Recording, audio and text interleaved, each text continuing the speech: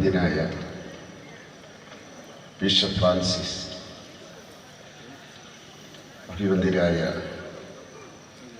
വൈദികരെ, കന്യാസ്ത്രീകളെ, ചോലത്തടത്തിലെ വിശ്വാസികളായ സഹോദരി സഹോദരന്മാരെ, ആദ്യമായി നിങ്ങൾ എനിക്കൊരു അത്ഭുതമാണ്. പല പള്ളി പെരുന്നാളുകളും കണ്ടിട്ടുണ്ട്. ഇതുപോലെ അച്ചടക്കത്തോടുകൂടി പ്രസംഗങ്ങൾ ശ്രവിച്ചുകൊണ്ട് ഐക്യത്തോടുകൂടി കഴിയുന്ന നിങ്ങളെ ആദ്യമായിട്ട് അഭിനന്ദിക്കുന്നു. അതിന് കാരണക്കാരനായിട്ടുള്ള സിറിലച്ചനെയും അഭിനന്ദിക്കുകയാണ്. ക്രിസ്ത്യാനികളുടെ അവകാശത്തെ പറ്റി പറയുമ്പോൾ 1958 ഇന്ത്യയുടെ സുപ്രീം കോടതിയിൽ ഒരു അഫിഡവിറ്റ് ഫയൽ ചെയ്തു. അത് ഫയൽ ചെയ്തത് കേരളത്തിൻ്റെ സർക്കാരാണ്. രാഷ്ട്രീയം പറയുകയല്ല, അതിൻ്റെ അകത്തെ ഒരു കണക്ക് പറയുകയാണ്. അതിലെഴുതി വെച്ചത് കേരളത്തിൽ ക്രിസ്ത്യാനികൾ മൈനോറിറ്റി അല്ല, സെക്കൻഡ് മജോറിറ്റിയാണ്. കാരണം 25% കൂടുതൽ കേരളത്തിൽ അന്ന് ക്രിസ്ത്യാനികളായിരുന്നു.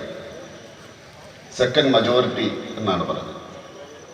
അതുകൊണ്ട് ക്രിസ്ത്യാനികൾക്ക് ന്യൂനപക്ഷ അവകാശം കൊടുക്കേണ്ട കാര്യമില്ല എന്ന അന്നത്തെ സങ്കല്പത്തിൽ, അതിനുശേഷം കോടതി വിധികൾ വരികയും സങ്കല്പങ്ങൾ മാറുകയും ചെയ്തു. അവിടെ നിന്ന് ഇന്ന് കേരളത്തിലെ ഏറ്റവും മൈനോറിറ്റി ആയിട്ടുള്ള ഒരു വിഭാഗമായി ക്രിസ്ത്യാനികൾ മാറിയിരിക്കുകയാണ്. അതിൻ്റെ കാരണങ്ങളുടെ പുറകെ പോയിട്ട് കാര്യമില്ല. അങ്ങനെയായിരുന്നു എങ്കിൽ, ഇങ്ങനെ സംഭവിച്ചിരുന്നു എങ്കിൽ എന്ന് പറയുന്നതിന് ജീവിതത്തിൽ അർത്ഥമില്ല. അങ്ങനെ സംഭവിച്ചിരിക്കും. ഇനി എന്താ? അതിനാണ് ഐക്യമെന്ന് പറയുന്നത്. ശക്തമായിട്ട് പ്രതികരിക്കുന്ന പിതാക്കന്മാർ ഇന്ന് നമുക്കുണ്ട്. കല്ലറങ്ങാട്ട് പിതാവ് അതിൻ്റെ ഏറ്റവും വലിയ ഉദാഹരണമാണ്. 2021 സെപ്റ്റംബർ മാസത്തിൽ പിതാവ് ഗർജിച്ചു. പിന്നെ പാലായിൽ എന്താണ് സംഭവിച്ചതെന്ന് നമുക്കറിയാം. ലോകം മുഴുവൻ ശ്രദ്ധിച്ചതാണ്. എല്ലാവർക്കും മുറിവേറ്റു. ആയിരക്കണക്കിന് കിലോമീറ്റർ അകലെയുള്ള കഥയല്ല. നമ്മുടെ തിരുമുറ്റത്ത് ക്രിസ്ത്യാനിയുടെ ഏറ്റവും ശക്തി കേന്ദ്രമെന്ന് പറയുന്ന പാലയിൽ അത് സംഭവിച്ചു. പക്ഷെ അന്ന് ഞാനൊക്കെ പ്രസംഗിച്ചു, 1 വർഷം നിലനിൽക്കില്ല ഇതെന്ന് പറഞ്ഞു. 1 വർഷം ഈ അവസ്ഥ ഉണ്ടാവില്ല എന്ന് ഞങ്ങൾ പറഞ്ഞു. പിറ്റേ വർഷം 2022 സെപ്റ്റംബർ മാസത്തില് ആ സംഘടന ഇല്ലാതായി. അതാണ് ഈ രാജ്യത്തെ ജനങ്ങൾ ആഗ്രഹിക്കുന്നത്. അതുണ്ടായില്ലായിരുന്നെങ്കിലോ, അത് സംഭവിച്ചില്ലായിരുന്നോ എങ്കിലോ എന്താകുമായിരുന്നോ ഇന്നത്തെ നമ്മുടെ മാനസികാവസ്ഥ? ഭരണാധികാരികൾ ആവശ്യമുള്ളപ്പോൾ നടപ്പിലാക്കുമ്പോഴാണ് തീർച്ചയായിട്ടും രാജ്യത്ത് സമാധാനമുണ്ടാകുന്നത്. അതുകൊണ്ട് തീർച്ചയായും ഞാൻ വൈസ് ചെയർമാനായിരുന്ന മൈനോറിറ്റി കമ്മീഷൻ. അന്നത്തെ ഒരു കഥ ഞാൻ പറയാം. 2019 സെപ്റ്റംബർ മാസം 15 മദ്രാസ് ഹൈക്കോടതിയിലെ ഒരു ജഡ്ജി വിധി എഴുതുന്നു. ക്രിസ്ത്യൻ കോളേജിലെ കുട്ടികളുമായിട്ട് അധ്യാപകരെ പോയപ്പോഴുണ്ടായ ചില സംഭവങ്ങളാണ്. ആ സംഭവം എന്താന്ന് ഞാൻ പറയുന്നത്. പക്ഷെ വിധിയിലെ 32ാമത്തെ പാരഗ്രാഫിൽ എഴുതി വെച്ചു, ക്രിസ്ത്യാനികൾ മതപരിവർത്തനം നടത്തുന്നവരാണ് പറയുന്നത് കോടതി. അതുപോലെ തന്നെ അവര് വിദ്യാഭ്യാസ രംഗത്ത് നല്ല സേവനം നടത്തുന്നുണ്ട്. പക്ഷെ അവരുടെ ധാർമ്മിക ബോധം $100 ക്വസ്റ്റ്യൻ. ഞാൻ വൈസ് ചെയർമാനായിരുന്നു. 17-ാം തീയതി ഇന്ത്യൻ എക്സ്പ്രസിൽ ഞാൻ ഡൽഹിയിൽ കണ്ടു.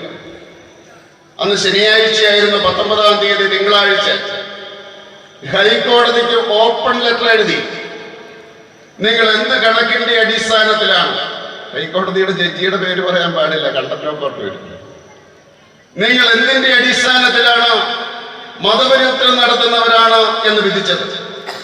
1951 സെൻസസില് 2.3%. 2011 സെൻസസില് 2.3. എവിടുന്ന് കിട്ടി കോടതിക്ക് കണക്ക്? പിന്നെ ഒരു ചോദ്യം ചോദിച്ചു, മതത്തിന്റെ അടിസ്ഥാനത്തിൽ വിധി കൽപ്പിക്കാൻ ഇന്ത്യൻ ഭരണഘടനയിലോ എവിടെയാണ് എഴുതി വെച്ചിരിക്കുന്നത്? അങ്ങനെ 5-6 ചോദ്യങ്ങൾ. ഓപ്പൺ ലെറ്ററാണ്. നമ്മുടെ ടൈംസ് ഓഫ് ഇന്ത്യ, ആദ്യത്തേക്ക്, അതുപോലെ ബാർ ആൻഡ് ബെഞ്ച് പോലെയുള്ള ആ ഓൺലൈനുകൾ പരസ്യമായിട്ട് അത് പ്രസിദ്ധീകരിച്ചു. അന്ന് വൈകുന്നേരം മദ്രാസ് ഹൈക്കോടതിയിലെ ഒരു വക്കീല്, എൻ്റെ സുഹൃത്ത്, അദ്ദേഹം വിളിച്ചപ്പോഴേ എനിക്ക് മനസ്സിലായി ജഡ്ജിയുടെ ആളാണ്. അദ്ദേഹം പറഞ്ഞു കണ്ടംപ്റ്റ് ഓഫ് കോർട്ട് ഉണ്ടാകും. ഞാൻ പറഞ്ഞു സന്തോഷം. മൈനോറിറ്റി കമ്മീഷന്റെ വൈസ് ചെയർമാൻ പരസ്യമായിട്ട് അവിടെ വന്ന് കീഴടങ്ങും, കോടതിക്ക് ധൈര്യമുണ്ടെങ്കിൽ ചെയ്യട്ടെ എന്ന് പറഞ്ഞു. പിറ്റേ ദിവസം സംഭവിച്ചത്, ഓപ്പൺ കോർട്ടിൽ 11 മണിയായപ്പോൾ ആ ജഡ്ജി ആ പാരഗ്രാഫ്, ക്രിസ്ത്യാനിയെ അപമാനിക്കുന്ന ആ പാരഗ്രാഫ് പരസ്യമായിട്ട് ഓപ്പൺ കോർട്ടിൽ പിൻവലിച്ചു. ക്രിസ്ത്യാനിക്ക് ചങ്കൂറ്റമുണ്ടെങ്കിൽ തീർച്ചയായിട്ടും ക്രിസ്ത്യാനിയാണെന്ന് ഞാൻ പറയുവാൻ ഏത് രാഷ്ട്രീയ നേതാവാണെന്ന് കേരളത്തിൽ തയ്യാർ? ഞാൻ ശ്രദ്ധിക്കാറുണ്ട് ചാനലുകളിൽ, ഹിന്ദുക്കൾ വന്ന് അഭിമാനത്തോടു കൂടി പറയും. അത് എല്ലാ പാർട്ടിയിലെയും, മാർക്സിസ്റ്റ് കമ്മ്യൂണിസ്റ്റ് പാർട്ടിയിലെ ഒരു നേതാവ് വന്നിരുന്നു കൊണ്ട് പറയുന്നു, ഞാൻ അഭിമാനത്തോടു കൂടി രാമായണം വായിക്കും. ഇസ്ലാം മതത്തിലെ എല്ലാ നേതാക്കന്മാരും ഖുർആനെ പറ്റി പറയും.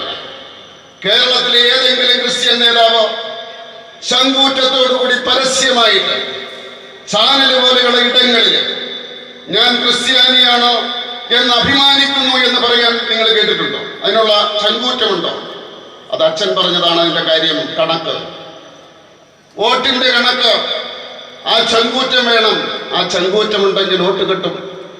ക്രിസ്ത്യാനി അല്ലാത്തവന്റെയും വോട്ട് കിട്ടും. അതുകൊണ്ട് എനിക്ക് പറയാനുള്ളത്, തീർച്ചയായിട്ടും ആ ഐക്യമാണ് വേണ്ടത്. ബാക്കിയുള്ള കഥകൾ തീർച്ചയായിട്ടും തെളിയിക്കപ്പെടുക തന്നെ ചെയ്യും. എന്റെ ഹൃദയത്തിലേക്ക് ആഞ്ഞിറങ്ങുന്ന ചില വിമർശനങ്ങളുണ്ടായി. അത് വാക്ക് കൊണ്ടല്ല തെളിയിക്കേണ്ടത്, പ്രവൃത്തി കൊണ്ടാണ് തെളിയിക്കേണ്ടത്. 1980-കളുടെ അവസാനം 90-കളില് ഗോവയിൽ ചെല്ലുന്ന അവസരത്തില് എത്ര പുച്ഛത്തോടു കൂടിയായിരുന്നു അവിടുത്തെ ക്രൈസ്തവ സമൂഹം എന്നെ നോക്കിയിരുന്നതെന്ന് ഞാൻ ഓർക്കുന്നുണ്ട്. ഇന്ന് അവിടുത്തെ ഏറ്റവും കൂടുതൽ ക്രിസ്ത്യൻ MLA-മാർ എൻ്റെ പാർട്ടിയില്ല. ഇന്ത്യയിൽ ഏറ്റവും കൂടുതൽ MLA-മാരുള്ള പാർട്ടി എൻ്റെ പാർട്ടിയാണ്. ഏറ്റവും കൂടുതൽ ക്രിസ്ത്യൻ സംസ്ഥാനങ്ങൾ ഭരിക്കുന്ന പാർട്ടി എൻ്റെ പാർട്ടിയാണ്. അതുകൊണ്ട് തീർച്ചയായിട്ടും ആത്മവിശ്വാസത്തോടുകൂടി എനിക്ക് പറയാൻ സാധിക്കും, ഈ ക്രിസ്ത്യാനിയുടെ അവകാശങ്ങൾ ഈ ഭാരതത്തില് സംരക്ഷിക്കപ്പെടുക തന്നെ ചെയ്യും. ആ കാര്യത്തിൽ യാതൊരു സംശയവും വേണ്ട.